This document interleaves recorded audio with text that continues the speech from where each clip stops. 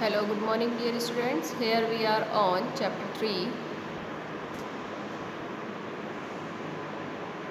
Chapter 3 in class 9, that is tissues.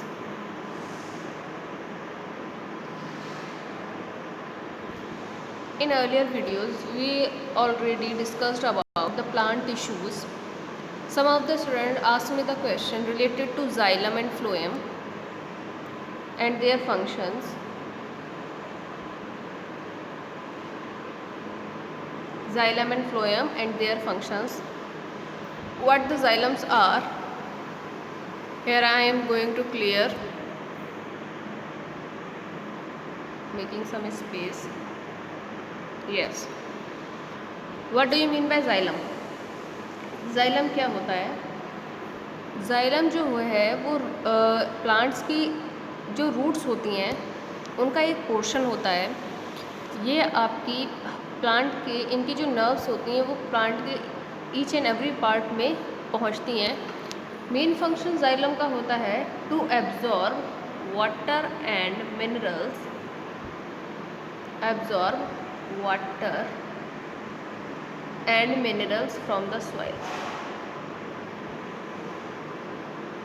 Mineral from the soil. I hope you all understand.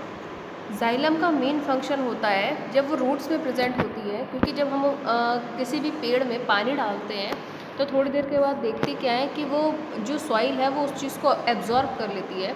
तो वो soil absorb नहीं करती है, वो एब्जॉर्ब करता है प्लांट की जो रूट्स में प्रेजेंट होता है xylem, एक ऑर्गन, वो उसको स्टोर करके सारा का सारा पानी अपने अंदर रख लेता है।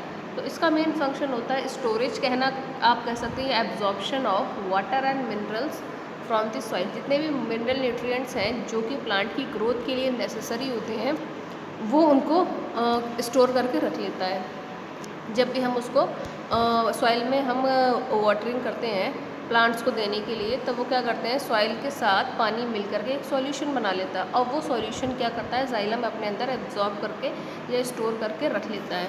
तो main function of xylem is to, एक ऑर्गन है xylem का, फोकस हमें करना है कि ये xylem जो है एक तरीके का कॉम्प्लेक्स टिश्यू है जो कि रूट्स में रहता है, और इसका मेन फंक्शन रहता है क्या कि वाटर को एब्जॉर्ब करना, स्टोर करके रखना। Now the next is phloem.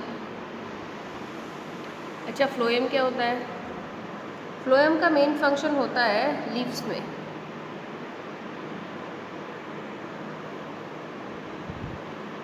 इसका मेन फंक्शन होता है transport of food, transport of food. Food transportation का मेन फंक्शन रहता है। क्या, कैसे होता है? आपने देखा होगा कि एक लीफ होती है, लीफ के अंदर क्या क्या चीज़ें होती है फोटोसिंथेसिस के लिए नेसेसरी? CO2 चाहिए होता है, वाटर चाहिए होता है, क्लोरोफिल चाहिए होता है, और सनलाइट चाहिए होती है। तब जा कर के प्लांट अपना प्रॉपर फूड बनाते हैं, और फूड कहाँ बनता है? लीव्स में बनता है। तो ये जो H2O है, ये वाटर है, वो किसने इसको प्रोवाइड किया है? वो प्रोवाइड किया है किसने? xylem ने। क्यों? xylem ने स्टोर करके रखा था। ठीक, अब ये प्लांट है आपका, और ये लीव्स हैं, और यहाँ रूट्स हैं, और ये रूट्स में क्या था? xylem। तो xylem ने क्या करा था, जितना वाटर स्टोर करके रखा था, इसने क्या करा, इसको फॉरवर्ड करके लीफ के अंदर सेंड अप कर दिया। ठीक है, अब ये वाटर यहाँ पर पहुँच गया, CO2 इसने क्या कर लिया, स्टोमेटा के थ्रू ले ली, क्लोरोफिल इसमें ऑलरेडी प्रेजेंट होता है, सनलाइट पड़ते ही इसमें क्या होता है, फूड बनना शुरू हो जाता है। जब फूड बनना शुरू हो जाता है, this process is known as photosynthesis. तो मेन फंक्शन फ्लोएम का क्या हो रहा है? जब ये फूड तैयार हो जाता है, इसको प्लांट के ईच एंड एवरी पार्ट में क्या करना, ट्रांसपोर्ट करना अपने ऑर्गन्स के थ्रू। तो ये जो मैंने कॉम्प्लेक्स टिश्यूज़ बताए थे आपको xylem और फ्लोएम के बारे में, तो ये xylem का मेन फंक्शन होता है absorption of water and mineral nutrients from the soil, और फ्लोएम का मेन फंक्शन होता है ट्रांसपोर्ट ऑफ फूड मटेरियल या फूड प्रोडक्शन करना इसका, ताकि प्लांट के ईच एंड एवरी पार्ट में फूड प्रॉपरली पहुंच सके और प्लांट को अच्छी ग्रोथ और डेवलपमेंट मिल सके।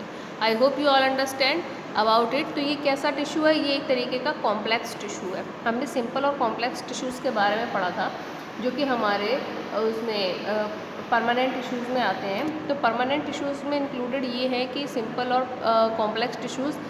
सिंपल में हमारे 3 थे, parenchyma, collenchyma and sclerenchyma, and here we are having to the complex tissues that is xylem and phloem.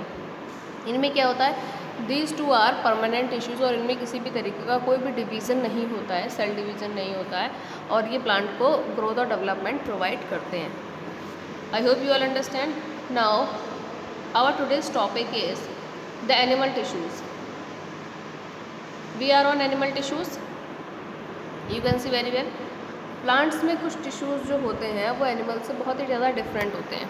तो एनिमल टिश्यूज़ अलग होते हैं और प्लांट के टिश्यूज़ अलग होते हैं, वो हमें इसमें देखना है। और बाद में मैं इसमें आपको फ्लो चार्ट प्रोवाइड करूँगी एनिमल टिश्यूज़ और प्लांट टिश्यूज़ का। You have to draw in your notebooks. The animal tissues, what are animal tissues? Animal tissues are classified into 4 types based on the function they perform. 4 types में बांटा गया है जिसके तरीके से वो बॉडी में हमारे फंक्शन करते हैं। कौन कौन से करते हैं? The first one is epithelial, the second is connective tissue, the third is muscular tissue, the fourth is nervous tissue। अब मैं इसका एक बहुत ही बेसिक रीज़न बता सकती हूँ कि एपिथेलियल मतलब होता है जो आपकी एपिडर्मिस, जो आउटर लेयर का फॉर्मेशन करता है आपकी बॉडी की, यानी कि स्किन। स्किन का फॉर्मेशन करने वाले जितने भी टिश्यूज़ होते हैं they are known as epithelial tissues. Now the next is connective tissues. Connective tissues ऐसे टिश्यूज़ होते हैं जो बॉडी के ईच एंड एवरी पार्ट में कनेक्ट रहते हैं। जैसे कि हमारी बॉडी में केवल ब्लड एक ऐसा जो है टिश्यू है जो कि ईच एंड एवरी पार्ट या ऑर्गन्स को कोरिलेट करता है। Now the third is muscular tissues. Muscles का फॉर्मेशन, जो हमारी स्किन के अंदर जो मसल्स होती हैं जो हमारी बोन्स को कैप्चर करके रखती हैं और फंक्शनल बनाती हैं और उसमें मूवमेंट होता है, वो किसके थ्रू होता है? मस्कुलर। वो मसल्स का फॉर्मेशन करने वाले टिश्यूज़ मस्कुलर टिश्यूज़ कहलाते हैं। ना in last the nervous tissues. ये नर्वस टिश्यूज़ जो होते हैं नर्व्स के थ्रू होते हैं और ये कोऑर्डिनेट करते हैं ब्रेन से। ब्रेन के थ्रू जो भी काम करने वाले टिश्यूज़ होते हैं they are called nervous tissues. इसमें हमारा मेन जो रहता है फोकस किस पर रहता है? न्यूरॉन पर रहता है। आप लोग न्यूरॉन के बारे में अच्छे से जानते होंगे और मैं आगे भी डिस्कस करूँगी। Now first we have to discuss about epithelial tissues. Yes, from the covering the external surfaces. External surfaces मैंने आपको बताया आउटर कवरिंग से रिलेटेड कोई बात हो रही है यहाँ पर। आउटर कवरिंग जो है हमारी, वो हमारी सबसे ज़्यादा आउटर मोस्ट लेयर जो है वो हमारी स्किन है। Internal cavities and organs of the animal body, जो कि प्रोटेक्ट करती है इंटरनल ऑर्गन्स को एनिमल बॉडी के। Various types of epithelial tissues are simple squamous epithelium, you can see here. They are also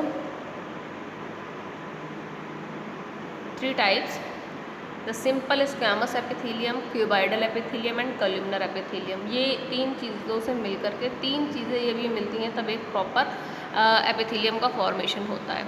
तो कैसे होता है देखते हैं। The first one is simple squamous epithelium tissues. क्या होता है? ये फ्लैट होती हैं, बिल्कुल चपटी जो होती हैं इस तरीके की शेप में होती हैं सेल्स, आप देखेंगे। तो इसका मेन जो लोकेशन होता है वो ह्यूमंस बॉडी में ही होता है। कहाँ कौन कौन से ऑर्गन्स का फॉर्मेशन करते हैं ये सिंपल स्क्वैमस जो टिश्यूज़ होते हैं एपिथेलियम के? Lining of the mouth, mouth की जो लाइनिंग्स होती हैं उसके फॉर्मेशन में हेल्प करते हैं।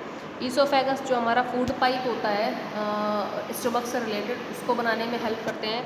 हमारे लंग्स को बनाने में हेल्प करते हैं और हमारी एल्वोलाई जो एयर सैक होते हैं हमारी लंग्स के अंदर, उनको बनाने में हेल्पफुल करते हैं। तो आपको मेन फोकस क्या करना है? इनके जो ऑर्गन्स बन रहे हैं इन पे आपको फोकस करना है। और इसका स्ट्रक्चर कैसा होता है? तो they are having flat surface, ठीक है। Now the next one is the cuboidal epithelium. Cuboidal epithelium का क्या मेन फंक्शन रहता है? It consist of cube like cells. Cube like cells square shape, as you can see in this structure, this type of cells are known as tube like cells। और tube like cells ये हमारी body में ही रहते हैं, human body में इसका location है। इसका मेन फंक्शन क्या होता है? Lining of the kidney tubules, जो किडनी के पाइप्स होते हैं उनके फॉर्मेशन में हेल्प करना, ठीक है। उनसे रिलेटेड जो उनकी डक्ट्स होती हैं उनको फॉर्म करना। सेलिवरी ग्लैंड्स का फॉर्मेशन करना, जो हमारी लार वाली जो ग्लैंड्स होती हैं उनको। Its function is to secretion and absorption. अच्छा, यहाँ पर इसका मेन फंक्शन दे रहे हैं सिक्रीशन एंड एब्जॉर्प्शन। तो ये क्या हो रहा है? सभी में ही आपका तो सिक्रेशन एंड एब्जॉर्प्शन इसका मेन फंक्शन देखने को मिल रहा है। तो यहाँ पर आप देख सकते हैं ये किसी भी चीज़ को अपना वेस्ट मटेरियल जो है वो एक्सक्रीट कर रही है। तो किडनी का मेन फंक्शन होता है एक्सक्रीशन करना, जो हमारी बॉडी में जितना भी वेस्टेज वाटर होता है या वेस्टेज फूड मटेरियल है उसका प्योरीफिकेशन करके उसको एक्सक्रीट करना होता है, और एब्जॉर्प्शन भी करता है ये अच्छे मिनरल न्यूट्रिएंट्स का, जो हमारी बॉडी की ग्रोथ और डेवलपमेंट के लिए अच्छे माने जाते हैं। तो इसमें इसका मेन फंक्शन आपको याद रखना है, इसके ऑर्गन्स याद रखने की किन किन से क्या क्या ऑर्गन्स बनते हैं। ठीक है, तो इसका मेन फंक्शन क्या है, सिक्रेशन एंड एब्जॉर्प्शन। क्या क्या बनाते हैं ये, किडनी का बनाते हैं। सेलिवरी ग्लैंड भी एक तरीके का एक्सक्रीटरी ऑर्गन है, क्योंकि ये हमारे जो माउथ में सेलिवरी ग्लैंड्स होती हैं जो लार निकालने में हेल्प करती हैं। तो वो लार जो क्या कर रही हैं, वो एक्सक्रीट कर रही हैं खुद वेस्ट मटेरियल की फॉर्म में। तो ये भी हमारे सिक्रेशन में यूज़फुल रहता है। तो ये हमारे कौन से सेल्स बनाती हैं, तो ये हमारी क्यूबाइडल एपिथेलियम सेल्स के थ्रू बनते हैं। Now the next is columnar epithelium. Columnar epithelium में क्या रहता है, it consist of elongated and column like cells. Column like cells elongated रहते हैं, पतले लंबे, ठीक है। और ये कहाँ पर प्रेजेंट रहते हैं, ये भी हमारी ह्यूमन बॉडी में लोकेटेड रहते हैं। इनका मेन फंक्शन क्या होता है, ये क्या करते हैं, inner lining of the intestine and gut. ये हमारी जो इंटेस्टाइन्स होती है, स्मॉल इंटेस्टाइन, लार्ज इंटेस्टाइन, इनका फॉर्मेशन में बहुत हेल्प करते हैं। तो ये जो हमारी इनर लाइनिंग्स होती हैं इंटेस्टाइन की, इंटेस्टाइन जो हमारे पाइप्स होते हैं जिनमें फूड जो है हमारा एलिमेंट्री कैनाल का फॉर्मेशन होता है, स्टमक से रिलेटेड रहता है, तो उसके फॉर्मेशन में बहुत हेल्प करते हैं। और इसका मेन फंक्शन भी सिक्रेशन एंड एब्जॉर्प्शन ही होता है, क्योंकि ये बहुत सारे मटेरियल को, जो वेस्ट मटेरियल है उसको सिक्रेट करते हैं, मतलब अपनी बॉडी से निकालते हैं, और जो अच्छा मटेरियल होता है उसको एब्जॉर्ब करने में भी हेल्पफुल रहते हैं। तो हम कह सकते हैं जो सिक्रेशन का मेन फंक्शन है वो हमारा लार्ज इंटेस्टाइन करती है, और एब्जॉर्प्शन का मेन फंक्शन स्मॉल इंटेस्टाइन के थ्रू रहता है। I hope you all understand about the epithelial tissues. Now we are on connective tissues. Connective tissues का मेन फंक्शन स्टार्टिंग में ही बता दिया था कि कनेक्टेड टिश्यूज़ क्या होते हैं। Connected tissues are those types of tissues which are connected to the whole body. जो पूरी कंप्लीट बॉडी से कनेक्टेड रहते हैं वो आपके कनेक्टिव टिश्यूज़ होते हैं, और बॉडी के हर एक ऑर्गन से इनका कनेक्शन बना हुआ होता है। कैसे, specialized tissues specialized to connect various body organs, various types of connected tissues. कौन कौन से होते हैं, areolar connective tissues, adipose connective tissues. तो ये हमारे दो तरीके के टिश्यूज़ हैं, यहाँ पर दे रखे। पहला है it found in the skin and muscles around the blood vessels and nerves.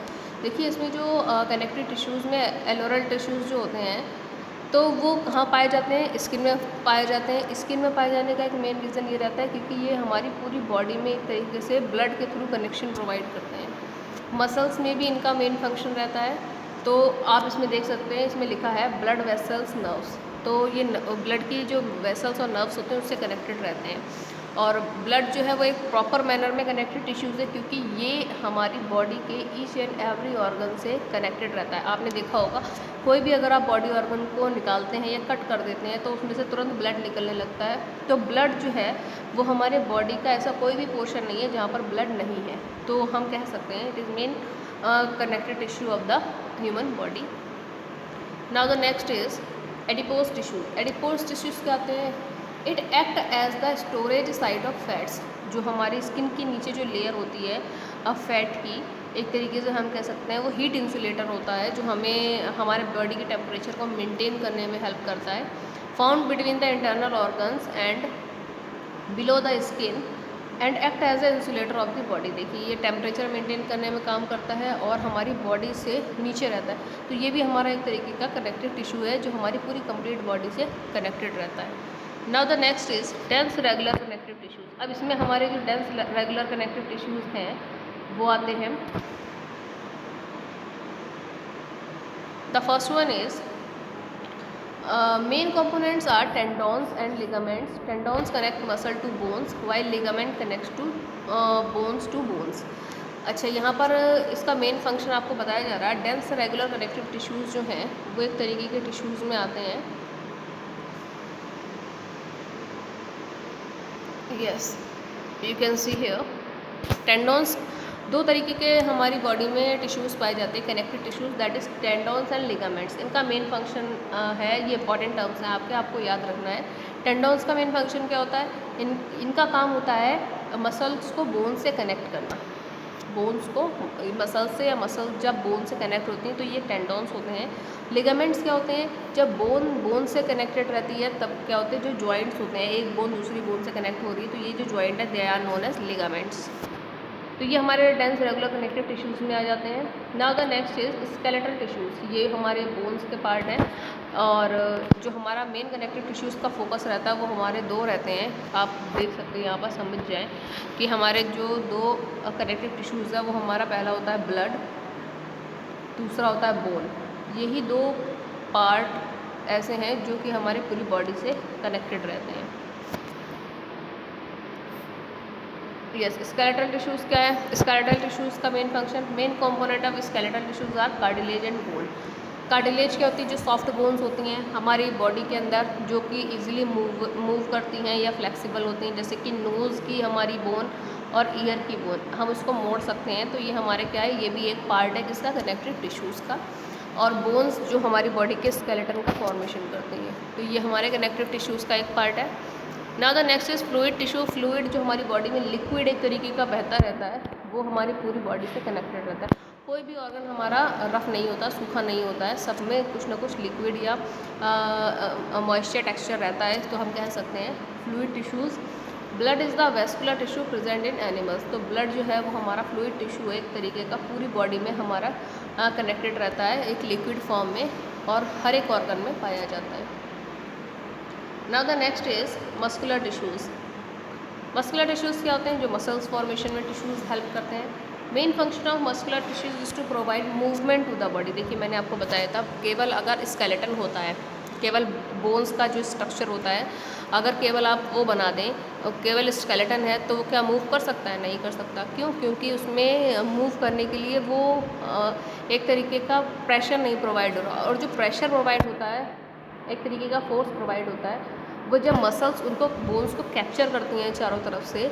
क्योंकि हम अपने अगर हाथ को देख लें या लेग्स को देखें, आर्म को देखें, तो उसमें दिखता है क्या है, बोन्स के ऊपर एक जो आउटर कवरिंग होती है मसल्स की, वो उनको मूवमेंट में हेल्प करती है। तो ये मूवमेंट ऑफ द बॉडी कौन हेल्प कर रहा है? मस्कुलर टिश्यूज़, जो बोन्स को चारों तरफ से कैप्चर करती हैं और उसके अंदर एक तरीके का स्ट्रेंथ प्रोवाइड करती है, जिससे क्या होता है, मूव करने में बॉडी हमारी जो है सक्सेसफुल होती है। Muscular tissues are of 3 types, 3 तरीके के होते हैं। Number 1 striated, smooth and cardiac.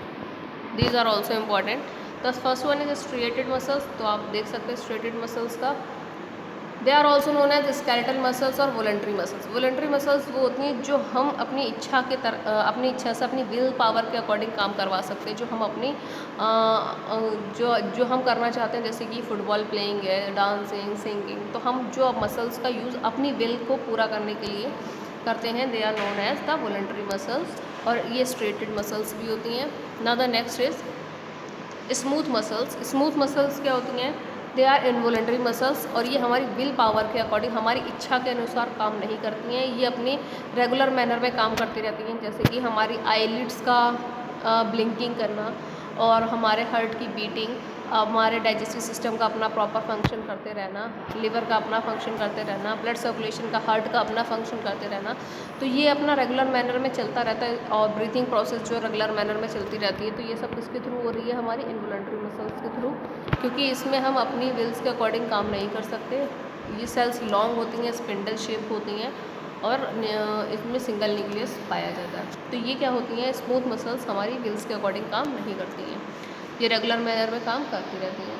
Now the last is cardiac muscles are also known as involuntary muscles. Cardiac muscles का मेन फंक्शन होता है, they are cylindrical, branched and uninucleate. आपकी जो main function cardiac muscles का होता है, heart formation करना, और हार्ट का फॉर्मेशन और हार्ट बीट जो है वो आपका रेगुलर मैनर में चलती है, तो इसीलिए इसको इनवॉलंटरी मसल्स भी कहते हैं। क्यों? क्योंकि हार्ट बीटिंग जो है वो हमारी विल के अकॉर्डिंग काम नहीं करता है। तो यहाँ पर आप देख सकते हैं कार्डियक मसल्स में तो कार्डियक मसल एक पार्ट है जो हमारे हार्ट का फॉर्मेशन करता है और हमारे हार्ट को प्रोटेक्ट करता है। और इन्वॉलंटरी मसल इसलिए है क्योंकि वो अपना रेगुलर मैनर में काम करता रहता है, हमारी विल के अकॉर्डिंग काम नहीं करता है। Now come to the next and in the last nervous tissues.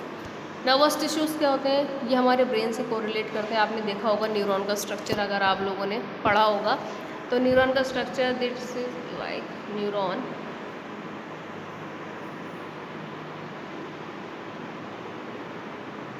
इनके पार्ट्स रहते हैं, that is the dendrites, the outer part that is dendrite, this is nucleus, that is cytosol, this one is axon। तो ये इनके parts हैं। आपको मैं structure provide करूँगी उसका बनाने के लिए, you have to draw in your notebooks. तो इनका मेन फंक्शन क्या होता है? ये कोरिलेट करते हैं ब्रेन से, स्पाइनल कॉर्ड से, नर्व से। तो ये न्यूरॉन्स जो हैं वो सबसे फंडामेंटल यूनिट है किसकी? ब्रेन की। यूनिट ब्रेन की है और हमारे बॉडी के पूरे इम्पल्सेस को ज्वाइन करके वो क्या करती है? मैसेजेस को बॉडी के मैसेजेस को ब्रेन तक, ब्रेन के मैसेजेस को बॉडी तक लाने में बहुत हेल्पफुल रोल प्ले करती है। तो इसमें कौन कौन सा? The first one is neuron, cell of the nervous tissue. Nervous tissue का सेल है, इसे हम यूनिट ऑफ नर्वस टिश्यू भी कह सकते हैं। न्यूरॉन क्या है? It consist of a cell body, axon and a dendrite. Cell body cyton, axon और डेंड्राइट से मिल करके बनता है। ये इसके 3 पार्ट्स हैं। So I hope you all understand about it very well, about the animal tissues. If you are having any queries related to this, you can contact to me, ask your questions. तो हमने आज की videos में जो पढ़ा है वो हमने एनिमल टिश्यूज़ के बारे में पढ़ा, उनके टाइप्स के बारे में पढ़ा। Epithelial tissues and they are having also 3 types. The next one is connective tissue, they are having 4 types. The last one is third one is muscular tissues. Muscular tissues भी आपके 3 टाइप्स के थे। और nervous tissues में आपने neurons के बारे में पढ़ा, ठीक है। तो इसमें स्ट्रक्चर मैं न्यूरॉन का और बता देती हूँ आपको। तो न्यूरॉन का structure you can see it very well.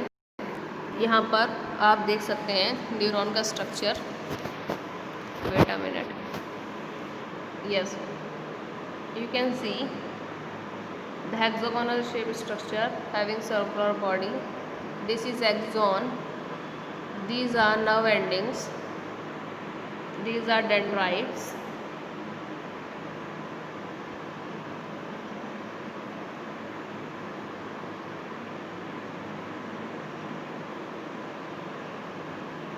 now I am going to label the parts.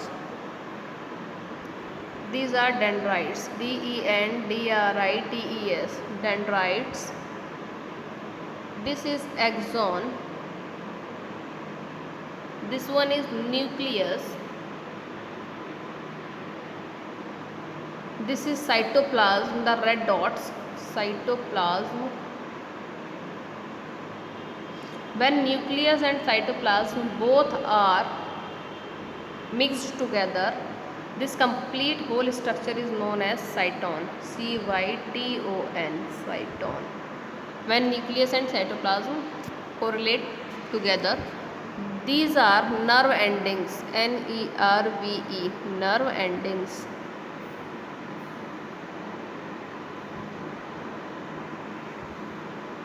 Okay, I hope you all understand about this.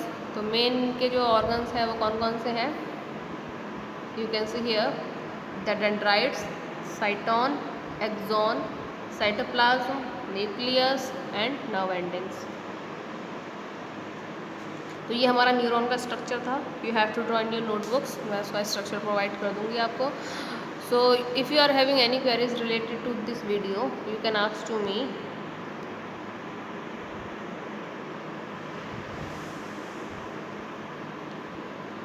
Tomorrow I will provide you the flowcharts of animal tissues and plant tissues, the structure of neuron and some related exercises of this chapter.